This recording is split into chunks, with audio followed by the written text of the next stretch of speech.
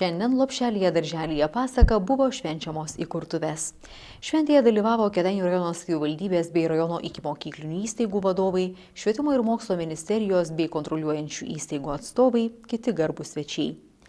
Jie kartu su Lopšelio darželio Pasaka bendruomenė džiaugiasi nuo pamatų iki stogo atnaujintų pastatų bei gražiai sutvarkytą aplinką. Lopšelis darželis Pasaka gyvuoja jau 41 metus. Amžiumi jis seniausias rajone. Tad nenuostabu, kad būtent jame vyko tokia didžiulė renovacija. Džiaugdamiesi įkurtuvėmis, Pasakos ugdytiniai į dangų paleido keletą baltų balandžių. Atnaujintą pastatą pašventino Kėdainių dekanato dekanas kunigas Gintaras Pūras. Perkirpus simbolinę juostelę, visi svečiai pakviesti pasigrožėti atnaujintomis Lopšelio darželio Pasaka patalpomis. Norisi, kad visi darželiai šitaip atrodytų, bet jau gerai, kad vienas darželis šitaip atrodo. Ir aš manau, kad mes dėsime visas pastangas, kad po truputį visi mūsų savivaldybės darželiai šitaip atrodytų. Aišku, ačiū statybininkams, ačiū administracijos darbuotojams, kurie labai bendravo ir bendradarbiavo su statybinėm organizacijom.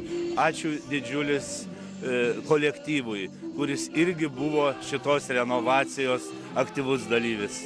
Čia yra investuota labai daug ir atnaujinta praktiškai įstaiga nuo pamatų iki stogo. Tai vertinu puikiai. Tikrai pasikeitė vaikams sąlygos, pasikeitė darbuotojams sąlygos. Manau, kad ir ugdymo kokybė pagerės.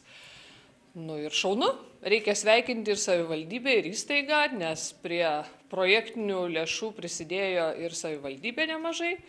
Kiekvienas projektas ES lėšomis finansuojamas pareikalauja iš savivaldybės mažiausiai 15% prisidėjimo savo lėšų. Tai ko gero, kad čia buvo prisidėta ir daugiau. Lopšelio darželio Pasaka pastato ir jo aplinkos atnaujinimas įstaigos bendruomeniai buvo tarsi dovana 40-mečio proga. Ir nors kol vyko renovacija teko patirti kai kurių nepatogumų, mat kurį laiką Pasakos ugdytiniai lankė kitus darželius, dabar visi džiaugiasi, kad pastatas tapo žymiai gražesnis, šiltesnis ir jaukesnis. Dabar jis yra visiškai kitoks, apšiltintas. Labai geros darbo sąlygos. Vaikams čia turi būti malonu, gera ir jiems mes kūrėme džiugius vaikystės namus. Mano nuomonė tokia, kad Kėdainių rajone, mieste, ikimokyklinio ugdymo įstaigos yra tikrai visos labai geros. Ir sąlygos jose yra tikrai geros. Bet mūsų dabartinė įstaiga, vyriausia pagal amžių, pirmoji renovuota pilnutinai. Čia įdėtos labai didelės lėšos, virš 3 milijonų.